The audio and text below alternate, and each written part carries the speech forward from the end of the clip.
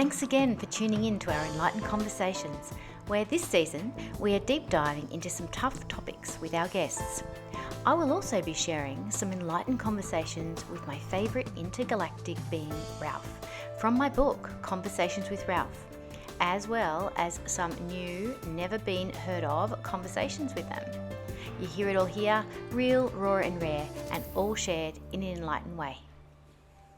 Hi everyone, it's Michelle Lightworker here, and welcome to Enlightened Conversations, where we're going to be part 5 of reflections on Conversations with Ralph from my book, Conversations with Ralph.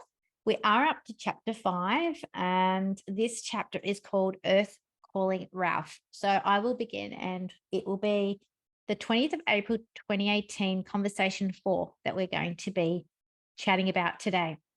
So I decided to call Ralph to me. And I said, so people can see in the future in your land? And Ralph said, yes. And I said, well, so why would there be depression for those who don't understand the point of resolving? Ralph said, there is angst towards God, towards the process. They haven't experienced the peace of resolving, integrating one thing consciously. Can you imagine what that must be like? I said, wow. You mean seriously? There's people who haven't consciously tried to do anything for their personal development?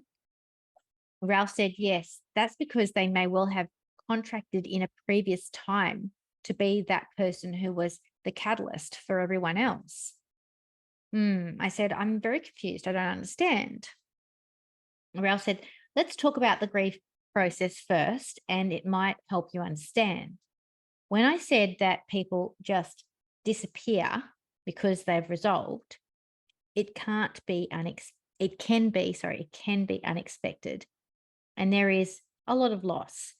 And there may well be someone who judges that process as wrong. However, it is required, because if abandonment isn't triggered, and that's one of the deepest triggers, if abandonment isn't required, isn't achieved, isn't triggered, then the person cannot deal with or build their connection with God. Yes, we are psychic here, insofar as we can see the ramifications of decisions with our third eye. Some of us have evolved to the point we can see what people have charted and with who. However, being an evolved being, and I reiterate this to you, does not remove you from depression. Depression is the last stop in really dealing with one's connection to the higher power, the all-knowing. There is only one thing that can solve abandonment, really, on the deepest level, and that is reconnection with higher energy, higher frequency. That is the only solution. Some people get that with a conversation with God. Some people get that with a conversation with guides. Some people get that from changing their mind, their thoughts to more loving thoughts, gratitude, peace and acceptance, etc.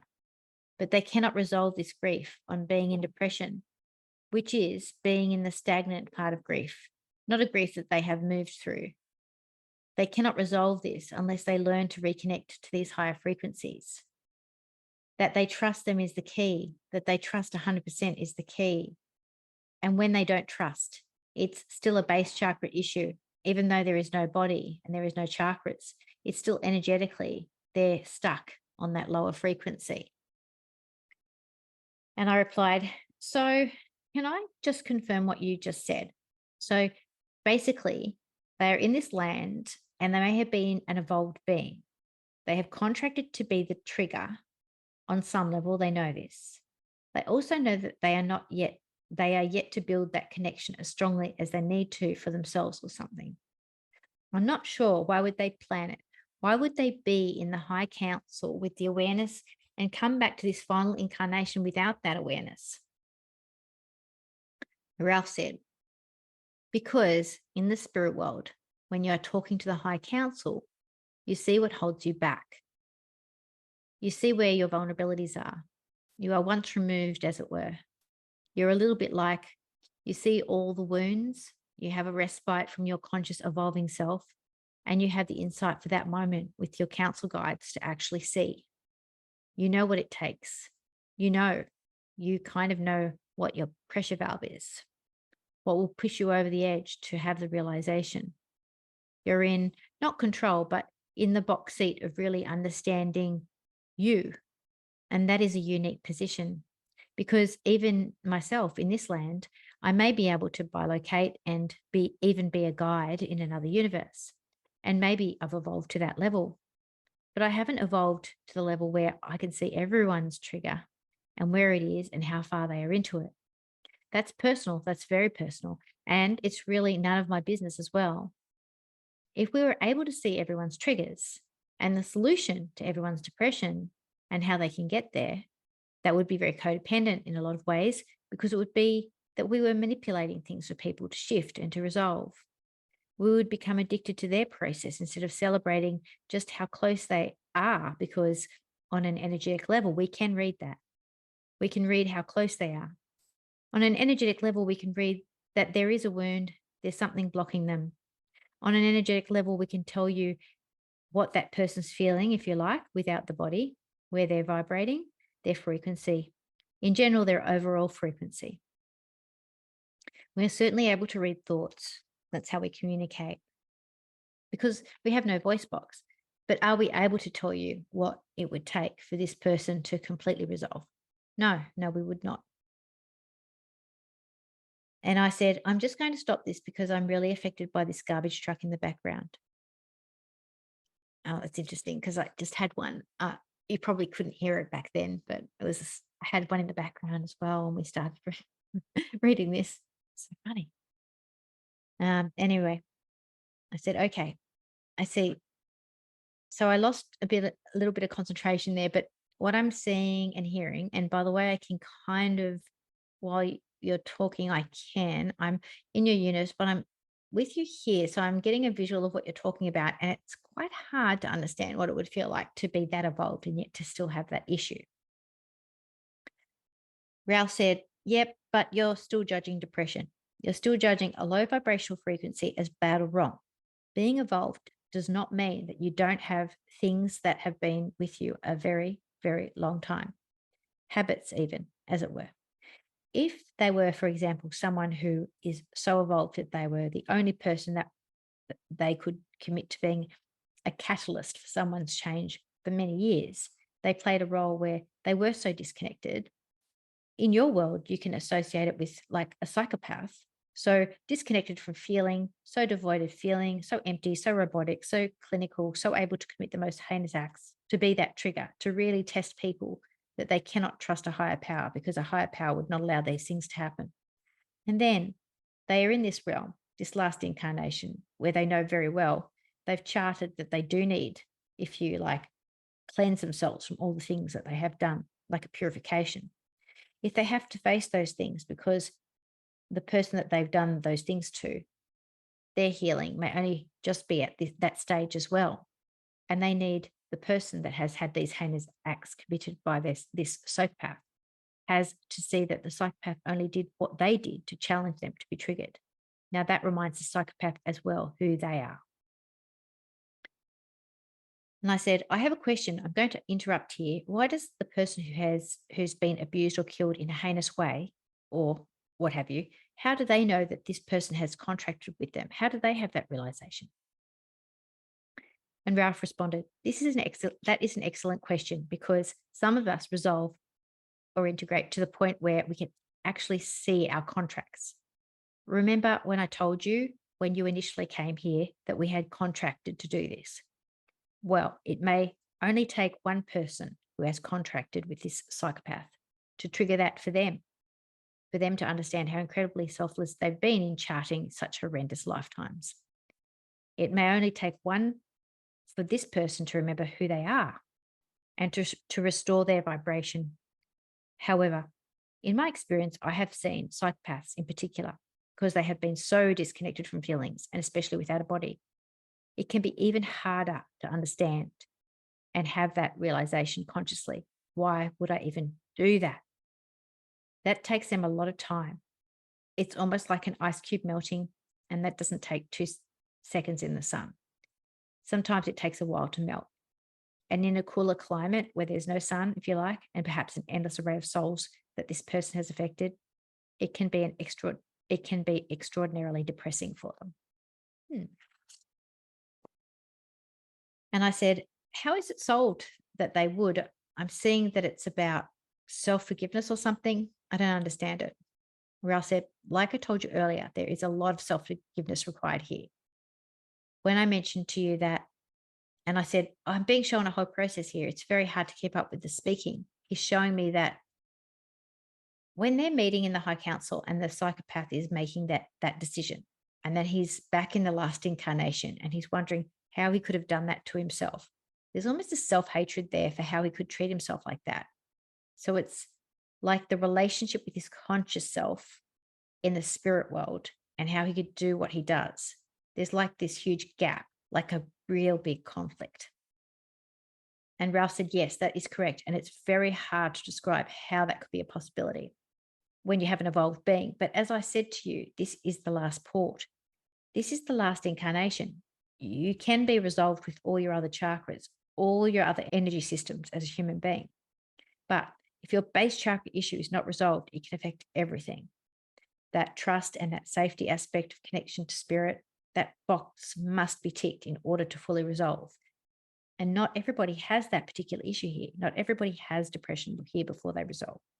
In fact, they may be here a long time and move from depression to other aspects of their energetic system before they resolve.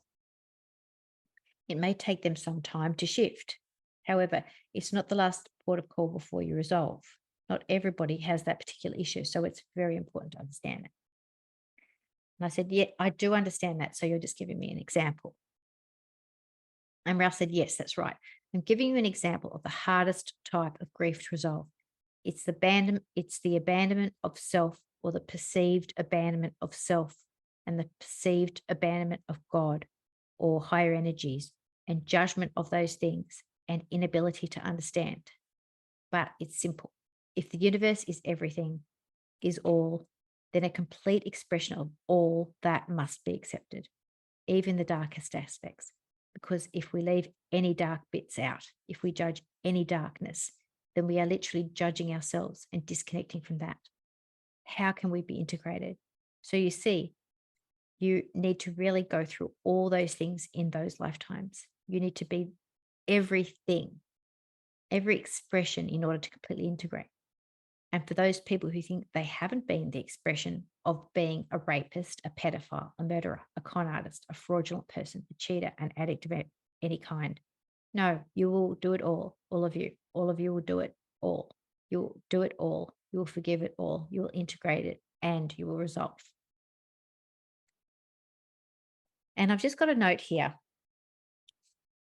When my husband read this on the 3rd of May, 2018, he questioned whether we had to be everything in order to integrate it. When I heard him question this, I received more clarity on how Ralph was talking about it as an expression, that we would all experience the expression of all these archetypes. For example, we have taken advantage of innocence by abusing our power, pedophile. We have been deceptive of our authenticity, fraudulent. We have lied to people, con artist. We've killed others' ideas with our closed mind, murderers. We have violated people's boundaries by imposing our will on others, rapist. The key to integration rests with facing and accepting all these aspects of ourselves with 100% compassion. To help us get there, we can ask ourselves certain questions. Okay, so here's some of the questions we can ask ourselves. How do we feel about those parts of ourselves and our behavior? How we come to a place of understanding and peace with ourselves? How resolved are we with our actions? Have we learned from those behaviors that we are in fact equal with others? Do we have 100% compassion for the parts of ourselves that committed these acts? What has the darker, denser side to our nature taught us about ourselves? When we're able to come from a place of understanding and compassion for ourselves, then we can integrate the darker aspects and know the value that they have played in the lives of ourselves and others.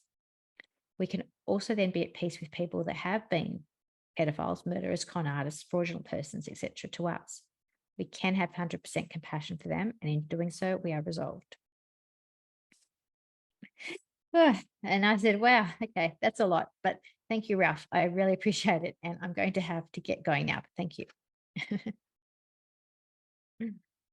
Ralph said, well, thank you very much for listening and passing this information on so quickly to people. And don't worry about who's downloaded the Dropbox folder of all the information I've told you so far off Facebook, please. Don't worry about that. You've done what you need to do. And those who are curious and those who need to be activated, they will be reading it.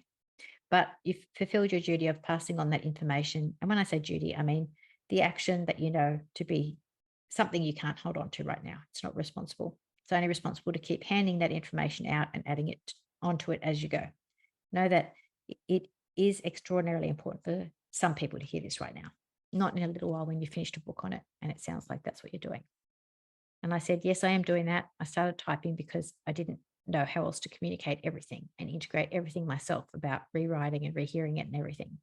So I started and it's helped me actually. It's the right decision. I find my throat chakra not being able to find the words as quickly as I thought I might when I'm out of a meditative state with you, because for some reason this is so vast that I kind of struggle.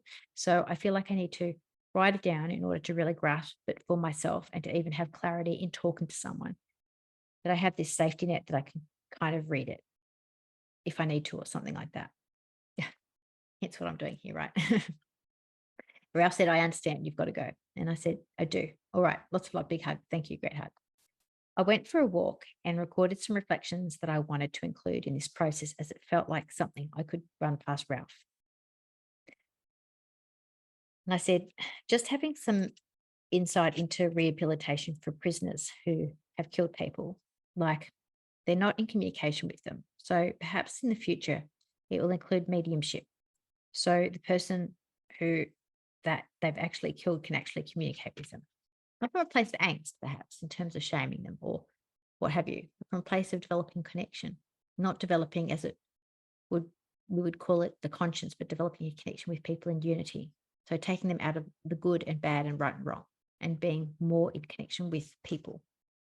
So that's the end of that chapter, which was quite deep and profound in itself. But on some level, I think in our previous episode, we did get to that point,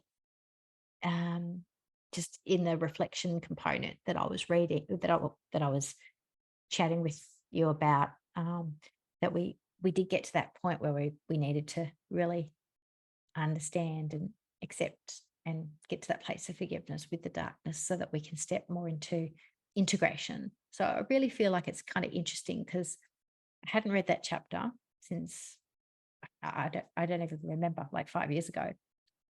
But it's kind of interesting that we got to that point in our last episode before I even read this part. And I understand that we are being taken on a journey that must be very archetypal in terms of the evolution of consciousness and how one thing precedes the next thing, precedes the next thing. When I was working as a counselor many moons ago in my addiction home-based clinic, one of the things that I came to understand, to realize, we really did touch on in that chapter, and that was that the two greatest fears that we have, that is basically the stem of every unresolved trauma, is the fear of abandonment and a fear of intimacy. And we've covered both of those there. One from the point of view of fear of abandonment in that questioning. Why? Why would you do this? Why would I choose to be a serial killer? Or how could I have possibly done that? Well, that kind of thing. How could I be a murderer? How could I kill? How could I be a pedophile? How could I be a fraudulent person, con artist, and all these things? And being in a lack of understanding of, did we abandon ourselves, or did God abandon us, and how could we be in this place? And that sort of the questioning of why. I think, why did it happen? How could we? That kind of energy. Even when someone's taken from us, like when I say taken, I mean they've died. We've had a miscarriage, or someone we know might have suicided, or so that dark things have happened to someone, and we just can't reconcile how that could possibly happen. And I think that really does trigger our a fear of abandonment, of us either abandoning ourselves, mistreating ourselves, being unkind to ourselves, or that we're so unlovable, that we've been rejected by God, or how could God even exist, because that could happen. And I think that's the kind of stuff that he's talking about, that people get to, in his world, that it really resembles that base chakra, because the base chakra is all around trust and feeling safe and feeling at home in your body, where they don't have a body, but it's still about feeling at home and safe and at peace. And that is really challenged when it comes to an abandonment issue. And I think, the double sided sword of that, the fear of intimacy, is that fear of being connected and letting people in to see the authentic nature of our imperfection. That's definitely, if we don't want to see that, and we don't want to face that in ourselves, or we don't want to face how another person's imperfections are, because that's a mirror of ourselves, then we won't let people in. We'll have a fear of intimacy. We'll also have a fear of like losing ourselves if we've had that enmeshment in that meshed relationship as well. So we'll push people away because we don't want to lose ourselves. But if we need to push people away in order to not lose ourselves, then on some level we're not at peace with some aspect of ourselves as well. That might be mirrored in someone else's imperfection. And I'm all for containing our energy and only, being around people for as long as we can handle it and all that kind of stuff. Sure. But when we're talking about a fear of letting people in, a fear of connecting, a fear of showing our imperfections, and a fear of being engulfed by somebody else because we can't set boundaries, or we don't feel comfortable saying no, or setting limits with our own energy, then that becomes a relationship issue with ourselves, a fear of having a healthy, self-care, ability to self-care with ourselves as well. So it's interesting how I can see, even though we haven't talked about it too much, we just talked about the rejection of aspects of ourselves, from that mirror aspect, but I can still see that in Ralph's universe, where you get to that point where you don't have a body. If you're not willing to, if you still have a fear of being engulfed on an energetic level, that would prohibit you from sharing. That would, even though they don't have a voice box, but it would prohibit you from wanting to interact with other people. And that isolation, I can see that as creating depression. I can actually see that. I mean, we didn't even talk about that, but I can see exactly how that would work. And I can see how definitely that fear of abandonment stuff with God not being there for us and forsaking us. I mean, it's even documented that Jesus was up on the cross and said, "God, why have you forsaken me?" So it is part of the process, questioning just before he died too. So that makes sense, that it is the last port that we get to, that we question it.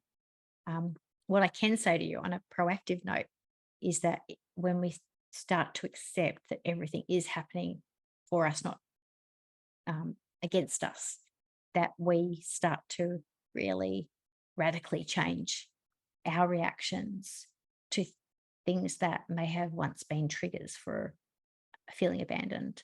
We start to feel the opposite. We start to feel connected. We start to feel grateful. So in terms of intimacy, instead of it pushing us away from people, we start to feel a sense of welcoming. Gratefulness is probably the best way to put it, towards people that we may have felt might have been causes for our triggers. I know it's annoying to sort of even think about that. It's like, because we might have held some angst to them for such a long period of time.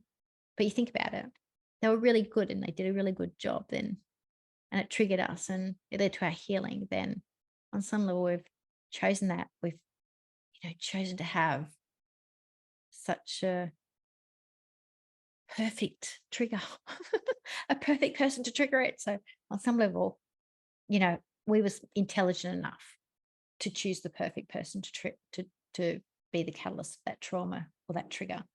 So yeah, it gets to the point where you stop blaming other people and you start being more at peace with the fact that you've been triggered, and you start to jump towards not spiritual bypassing. You can still have your all the process of emotions, but you start to process quicker and process quicker to gratitude rather than stay stuck in that depression and that isolation, disconnection from everybody else. So I can see how those two fears, fear of abandonment and fear of intimacy, would definitely be the biggest causes for depression in his world, in that last protocol. Let's say our world, because it's not the universe at that stage, and we will as humans get to that stage in our universe. So I'll leave it there. I think that was a really validating chapter, that we took it there, for this episode actually. So I'm really grateful for that. And next episode, I'll talk about my birthday bomb, and in chapter 6 of Conversations with Ria, and reflecting on that 3-hour podcast, Enlightened Conversations. I'll see you next time.